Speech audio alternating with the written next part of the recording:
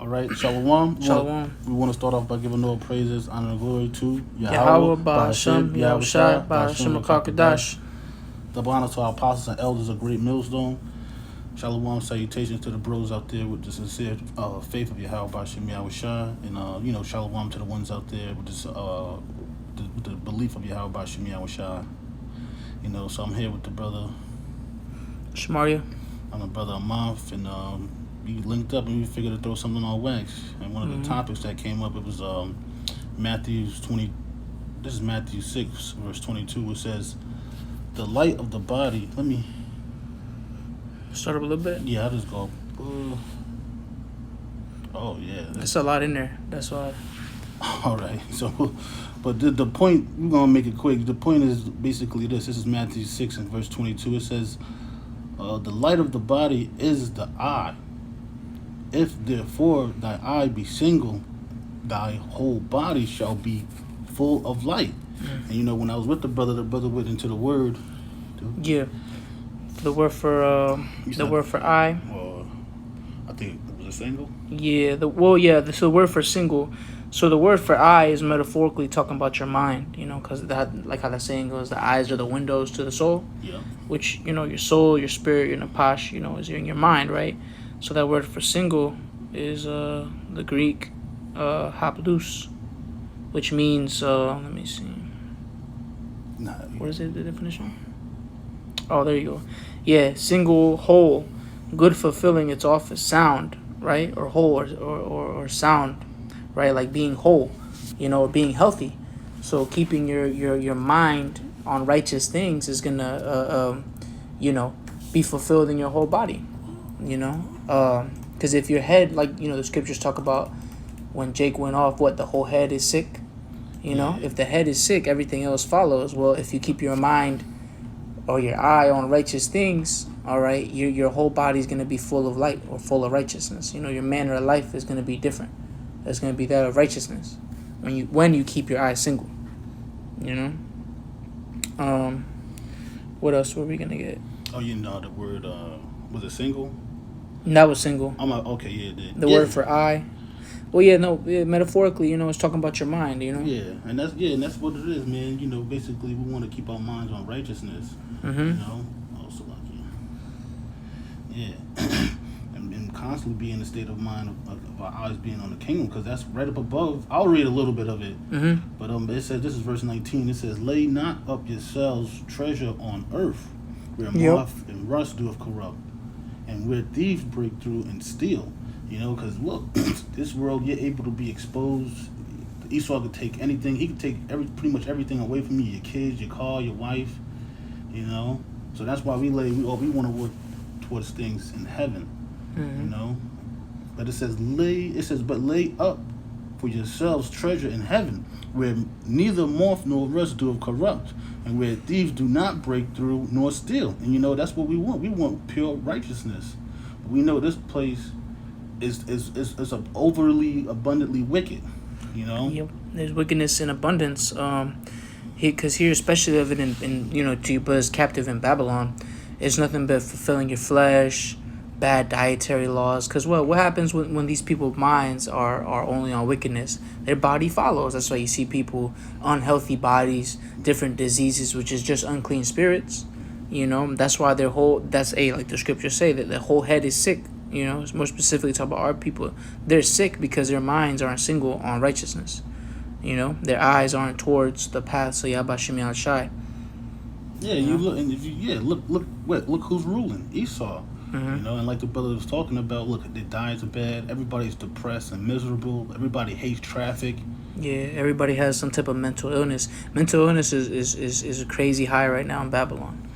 I don't know about other places, but here is everybody's on drugs. Yeah. Everybody. And they know that people are worshiping Satan. So that's probably openly. What? Yeah, openly. Here it is. There was some clip I seen on Instagram. The dude was at a concert, and the artist said something crazy about like the gates of hell about to open up, and you about to sacrifice. We about to sacrifice all y'all. And the guy looked around like, yo, is nobody like about to freak out about this? Yeah, no one gonna say nothing. I'll just finish this one. This is verse 21. It says, For where your treasure is, there will your heart be also, and that's what we want to be like David. You know, a man that was he was after the Lord's heart. That's right. And if I could say real quick, because I've been reading about King David for the past few weeks, I've been rereading Samuel's over and over again. And King David was his number one trait was obedience. You know, that was a big one with him. Besides, you know, being very, very faithful, he was very obedient unto the Lord, even into situations where he was almost put to death, man. You know, he didn't kill Saul because he wasn't ordered to do it yet. You know, he was never ordered to do it anyway. It happened, you know, through the Spirit. It played out how it was supposed to, but he was obedient, even to his own hurt. You know, if it came to it. But I'm gonna finish it off. This is verse 23. I'm jumping down from 19 to 23. It says, "But if thy eye be evil, thy whole body shall be full of darkness." And you see, that's what we have today. Everybody's full of darkness. It's like almost, you know, when the brother come up to a camp and he said he's been listening for a while, and it's like he comes to the second time, it's like feels like a miracle. Yeah, for real. Because it feels like there's a lot of wickedness. Everybody's everybody's a thug. Everybody wants a gun. Everybody wants a fast car, fast broads, and drugs and money and guns. Everybody's just wicked. Yeah, that rock star lifestyle. Yeah. Just getting wasted and just trying to live your best life. But something that we learn is that feeding the flesh, man, that shit it destroys you. Yeah, literally. You know? Yeah, that's how we know. Like this is the spirit of truth, because we know when we put ourselves through some type of discipline and some type of stress, we enjoy life more better. You know, but this society teaches that you want to have fun and do the things that your flesh wants to do, you know, all the time, like 24/7, which is to be in a state of happiness is crazy, and that's what these people want, to be in a constant state of happiness. You know, there's gonna be no struggles in your life. You see, that's how everybody's like you said, everybody's on drugs, trying to cope with the pain. That's the thing. When your eye's not single on righteousness, your body's full of darkness. You got pain to deal with. You're not whole, because your body, right? You're keeping your eye single is keeping your eye on wholeness, essentially, right? So if your body ain't whole, you're going through something. Something ain't right, as they say, right? It says, "If therefore the light that is in thee be darkness, how great is that darkness? No man can serve two masters, for either he will hate the one and love the other, or else he will hold to the one and despise the other. You cannot serve the Most High and Mammon." You know, and that's one thing, man. People don't like to let go of these weights or these things that entangle them from serving the Lord. That's right. You know, and that's why we're thankful, and we sometimes, brothers meditate on the way to work, and shoot, man, we use gratitude to show our love, man, towards Yahweh Shem Yahweh Shah. I'm gonna grab. Let me get the scripture, Salakia. What the heck?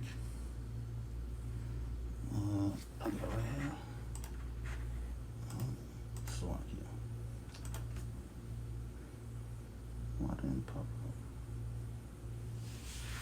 There you go.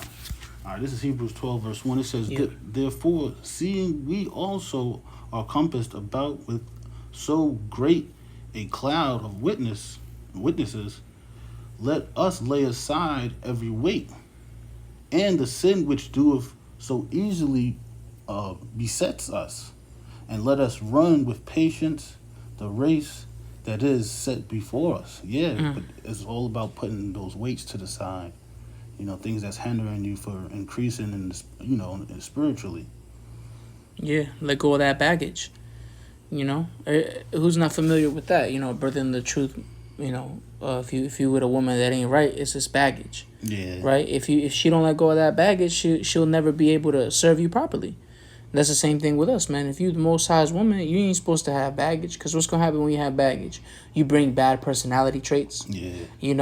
You bring toxicity, as everybody likes that word now, toxic. You bring in toxicity to the relationship, which brings nothing but problems. That's the same with us. We have to let go of the sin which doth so easily beset us, right? We have to let go of the things that mess us up in a way, because you know, a lot of the times in this truth, it's really ourselves that's getting in our own way of serving the Lord 100% to the best of our ability. You know, it's us. We have a problem that we need to deal with, and that's what the brotherhood is for, to tell us, hey, you should cut that shit out. You know, or the Lord will show you through a trial or tribulation, and we go through it every day, man. You know, it's the Lord's always telling us, hey, let that shit go, man. Just drop it. Yeah. You know, every day. This is 2 Peter's 2 verse 10. It says, "But that day of the Lord will come as a thief in the night, in which the heavens shall pass away with a great noise, Yep. and the elements shall melt with fervent heat. The earth also and the works that are therein shall be burnt up.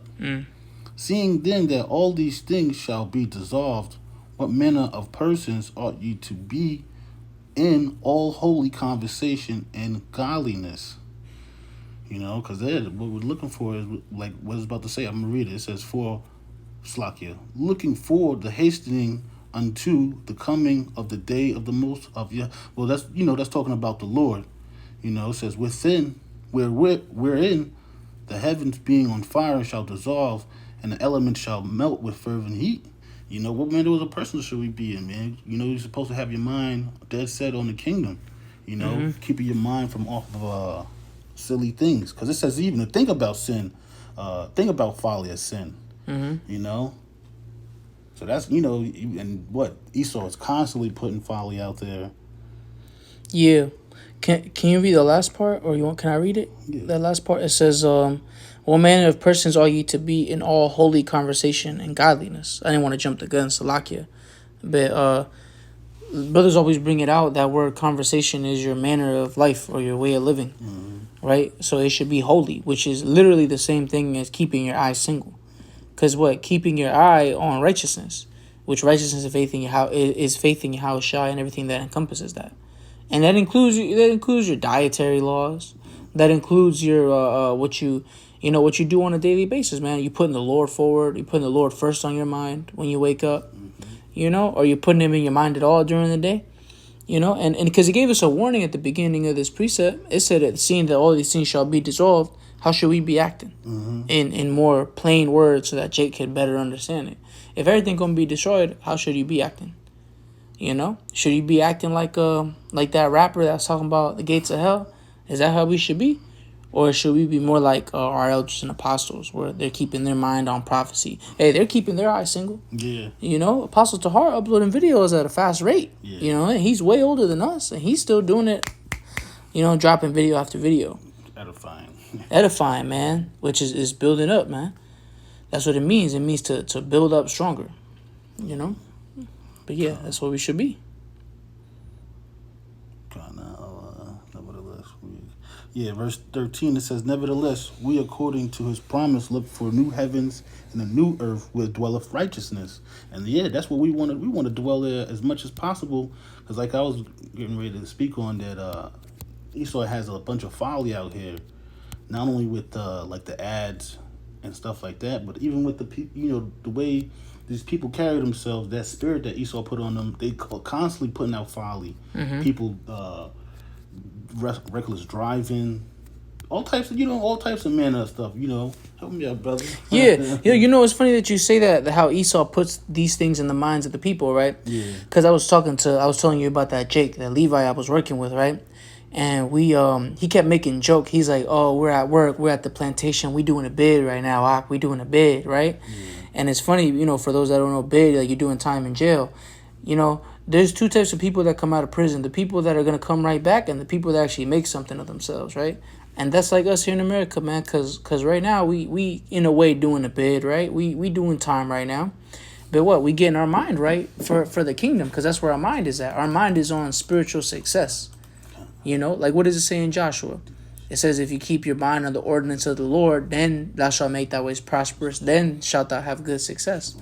There's only one way to get to the kingdom, you know? The only way to get to the kingdom is keeping your mind on your faith in Yahushua and everything that is involved with that, you know? So that, because the true success is what? The obtaining of wisdom. You know, that's that word in Joshua 1 and 8. For success, it's the word shakar, I believe. You know, which just means wisdom. You know, so for us to have good wisdom, we got to keep our mind on the ordinances of the Lord. Okay, you got something? Yeah, this is get ended with this. I'm gonna get Isaiah 25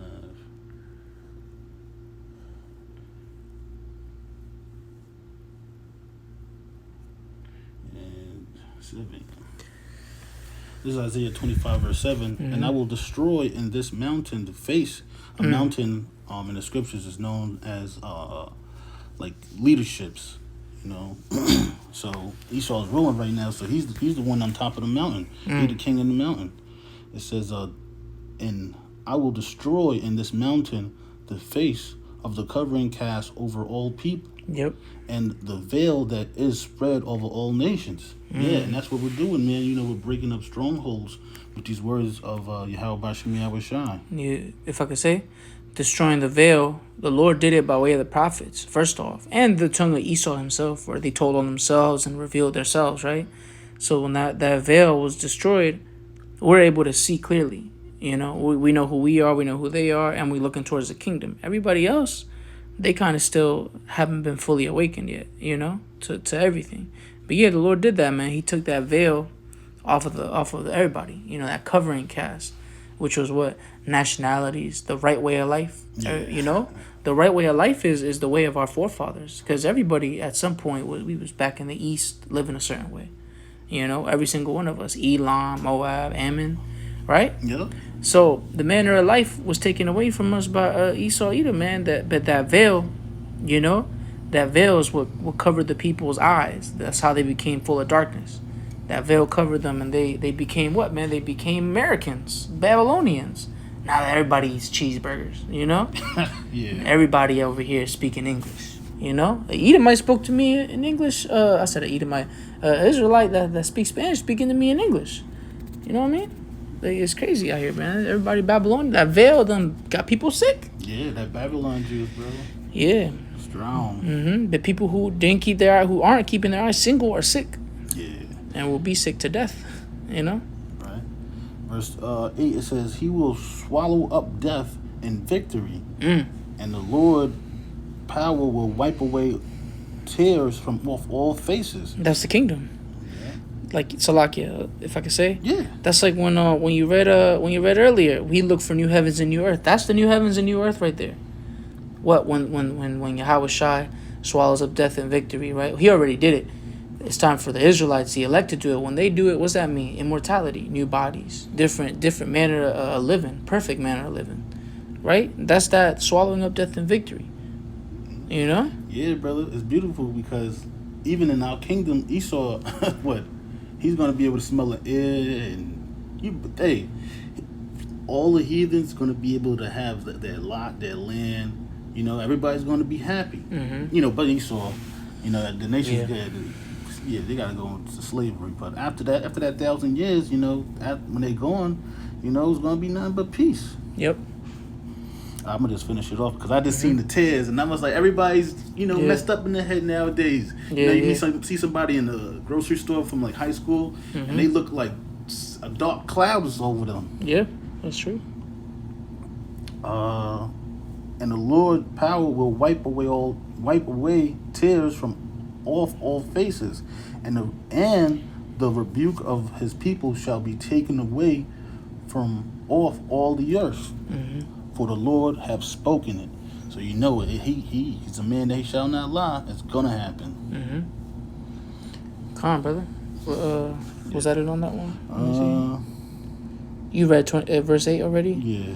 Yeah, that's right. And the wiping the tears away and the rebuke of his people shall he take away from all. Right. Because look, we ain't gonna sin no more. You know, we ain't gonna be the ones getting punished anymore. You know, that's when the tears are wiped away, because there ain't gonna be no more death in Israel. Ain't gonna be no more death. What it say within their walls? It should be no more death, no more crying. You know. So yeah, that's all I got on that one. That's all I got to say for that one. Yeah, but that's, you know, we didn't want to make it too long. So with that, we're just going to close and give all praises to Yahweh, Bahasham, Yahushua, Bahasham, Kakadash. Double honors to our apostles and elders who rule well. Also the bishops up there in CT. You know, shalom to the brothers out there in the four winds pushing the work in sincerity and truth. And shalom to the firm believers of Yahweh Bashim Yahweh Shah out there. Shalom. Shalom.